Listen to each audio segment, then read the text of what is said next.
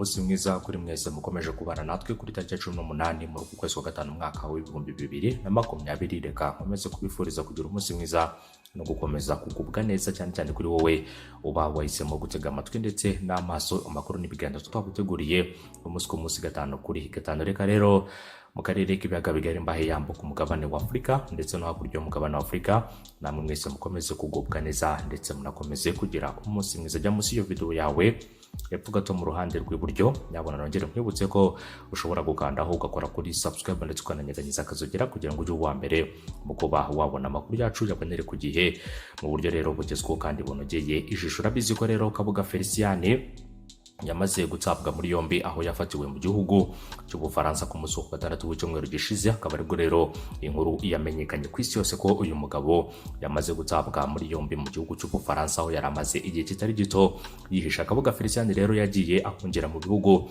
bitandukanye, rero agerageza kwihisha ubutabera, ari nako rero agenda akoresha amazina ataraye. Yabaye rero mu bihugu nka Kenya, akaba yarabaye muri Norvège mu mujyi wahitwa Oslo muri iki gihugu cya Norvège, yabaye mu gihugu cy'Ubudage mu mujyi wa Frankfurt ndetse nabaye i Bruxelles mu Bubiligi, tutibagiwe ni Paris mu gihugu cy'Ubufaransa, ari naho uyu mugabo yaje gufatirwa. Hanyuma rero umukuru w'igihugu cy'u Rwanda nyakubahwa Perezida wa Repubulika Paul Kagame akaba rero mwaka ushize wa 2019 yarigeze gutangaza amakuru arebana na Kabuga Felicien. Mu kiganiro umukuru w'igihugu cy'u Rwanda yatanze, akaba yaravuze ko rero uburyo Kabuga Felicien ngo yaburiwe irengero ari ibintu rero birimo amayobera menshi cyane. Hanyuma umukuru w'igihugu cy'u Rwanda kandi yashimangiye ko rero uko byagenda kose mu kuba rero Kabuga hari aho yagiye ashakishwa ndetse akanabura. Yavuze ko rero hari abantu bagenda bamufasha ku buryo rero ubutabera butamufata, ari nayo mpamvu rero yakomeje kugenda yihishahisha, akihisha inzego z'umutekano ndetse n'abandi bose mu babashije no kumugeraho. Ariko rero ku munota wa nyuma uyu mugabo akazajya aca muri humye inzego z'umutekano. Umukuru w'igihugu cy'u Rwanda rero nabo akavuga ko hari abantu benshi bagiye bamufasha kugira ngo ubutabera rero butamufata ndetse n'inshuro nyinshi bagiye bamugeraho, bikaba rero byaraje kurangira batamufashe kubera ko hari abantu bagendaga bamuha amakuru. Nuko rero umukuru w'igihugu cy'u Rwanda mu mwaka wa 2019 yabitangaje mu mwaka ushize. Ibingibi kandi bikaba byanashimangiwe ko rero hari umugabo nawe witabye Imana, akaba ari nyakwigendera Colonel Patrick Karegeya. Kuko rero mu mwaka w'Ukwakira 2010, mu kwezi kwa Ukwakira 2010 rero inzego z'igisirikare cy'u Rwanda zikaba zarashinjije Karegeya kubangamira ibikorwa bya guverinoma ndetse rero n'umuryango mpuzamahanga, bigamije rero guta muri yombi Kabuga Felicien. Wari umuvugizi w'igisirikare cy'u Rwanda ndetse na Colonel Jules Rutaremara na General Richard Rutatina wari umujyanama wa Perezida Kagame mu by'umutekano, bavuze uburyo rero Kabuga yahaye amafaranga Karegeya nk'inyishyu rero yo kuba yaramuburiye agacika muri Kenya. Rizate rero igihe kimwe ubwo inzego z'umutekano zari hafi yo kugera kuri Kabuga muri Kenya, Karegeya akaba yaramumeneye ibanga aratoroka, undi anamuha amafaranga. Wa Minisitiri w'Ububanyi n'Amahanga w'u Rwanda Louise Mushikiwabo nawe mu mwaka wa 2014 yabigarutseho avuga ko Karegeya rero yakoze nk'ushinzwe ubutasi bwo hanze y'igihugu, ariko akaza guhunga nyuma y'ibikorwa bikomeye by'ubugambanyi. Ubundi Kabuga Felicien ni muntu ki? Hari abantu benshi rero mwagiye mwumva Kabuga Felicien, hari abana bakibyiruka uyu munsi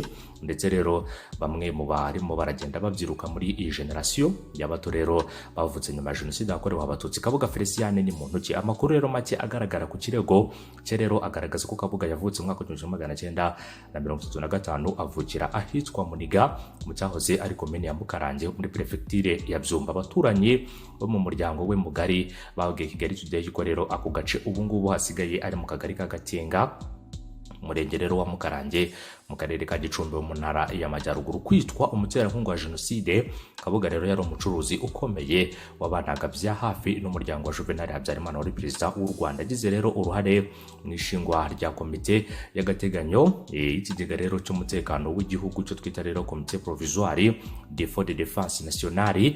Hanyuma rero ikindi kandi Kabuga anayibera umuyobozi ndetse anaba umuyobozi wa komite nyobozi ya radio na televiziyo RTL. Kabuga kandi akaba yari umurwanashyaka w'ishyaka ryari ku butegetsi MRND rya Perezida Habyarimana ndetse n'umutwe rero w'urubyiruko wari urishamikiyeho, waje rero no gushyira mu bikorwa jenoside yakorewe abatutsi. Kabuga kandi yari umuterankunga w'imena w'iyo mitwe yose ndetse n'umuterankunga w'ibikorwa byayo byo gutegura, gutera inkunga no gushyira mu bikorwa jenoside, ibikorwa yahaye rero imbaraga cyane hagati y'umwaka w'igihumbi kimwe magana cyenda na mirongo icyenda kugeza mu mwaka w'igihumbi kimwe magana cyenda na mirongo icyenda na kane. Inyandiko y'ikirego cye hari aho rero igira iti mu bindi uyu mugambi rero wabibye urwango, irondabwoko ndetse no gutsemba soresore mubabarire abatutsi, gutoza rero umutwe witwaza intwaro no gukora urutonde rw'abantu bagomba kwicwa. Kabuga rero avugwaho gutegura, gushishikariza ndetse no kwitabira ubwicanyi mu gusohoza uwo mugambi. Niyo mpamvu rero kuva muri Mata kugera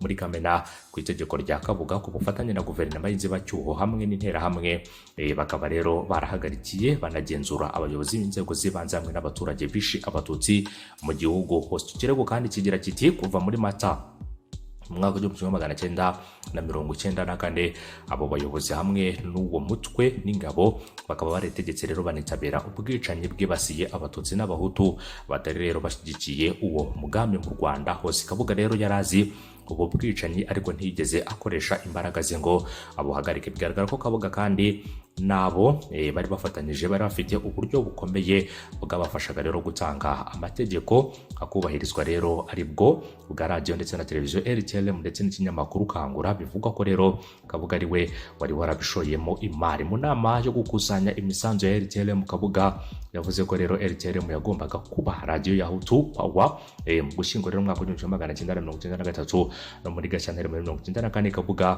akaba yarahamagajwe n'uwari minisitiri cyangwa se akaba ari minisitiri w'itangazamakuru amusaba rero guhagarika gukwirakwiza ubutumwa bugamije guhembera inzangano. Bivuga ko kandi kuva mu mwaka w'igihumbi kimwe magana cyenda na mirongo icyenda na kabiri binyuze kuri kompanyi ya Kabuga yitwa ATC byavuzwe ko rero yatupije amatoni y'imihoro, amasuka ndetse n'ibindi bikoresho by'ubuhinzi rero byakekwaga ko byari kwifashishwa intwaro mu gihe cy'ubwicanyi. Yongereho rero kandi ko Kabuga yari yaratanze ibikoresho ku nterahamwe harimo gutanga intwaro, impuzankano ndetse no kuzitwara mu modoka ze. Muri Werurwe mu mwaka w'igihumbi kimwe magana cyenda na mirongo icyenda na gatatu bivugwa nanone rero ko Kabuga yatumije imihoro 5,000 muri Kenya. Bivugwa ko kandi ko muri jenoside hagati Kabuga rero yakomeje gushaka izindi nkunga mu rwego rwo gukomeza umugambi we. Bivugwa ko kandi Kabuga yayoboye komite y'ikigega gishinzwe umutekano w'igihugu mu rwego rwo gushaka inkunga ya leta y'inzibacyuho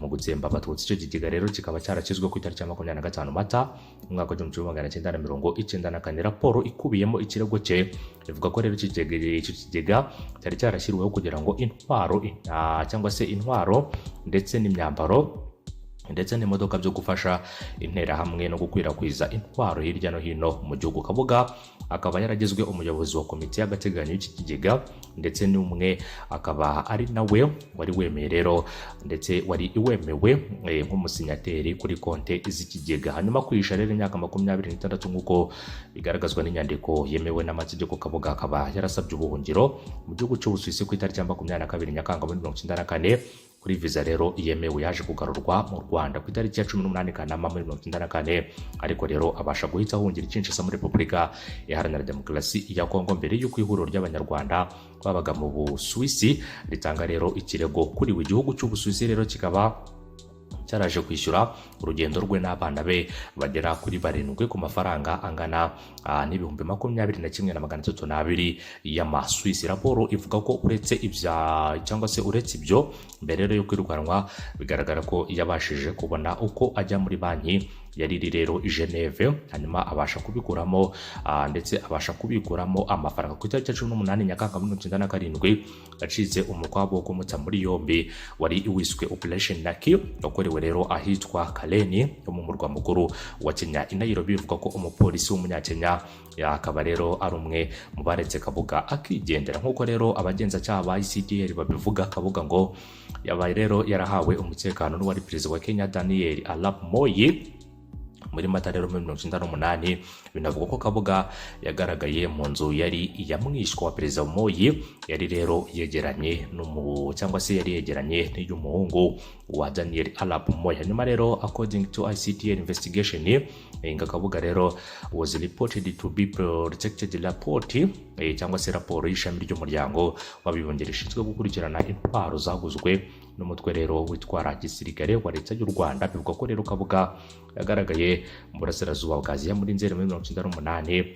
Nyuma rero mu mwaka w'ibihumbi 2000 bavuga ko yahise ajya mu gihugu cy'Ububiligi kubirebana rero na Kabuga, aho binavuga ko rero umugore we atuye ku itariki ya 11 Kanama akaba ari Kamena 2022 Leta Zunze Ubumwe za Amerika zikaba zaraje gutangira bakaba rero baraje gutangira ubukangurambaga mu itangazamakuru bwo guta muri yombi Kabuga, ndetse rero ubwo bukangurambaga bukaba bwaje no kugera ku gihembo cya miliyoni zigera kuri 5 z'amadolari y'Amerika ku muntu wese wari gutanga amakuru yatuma atabwa muri yombi kuri Felicien Kabuga. Umunsi mwiza ndetse n'ibihe byiza kuri mwese mukomeje kubana natwe, mukomeze rero mugere umunsi mwiza ndetse n'ibihe byiza, twizere ko mukomeje kugubwa neza. Bye bye. Inkuru zacu nakagaruka kuri wowe uba wahisemo kubana natwe.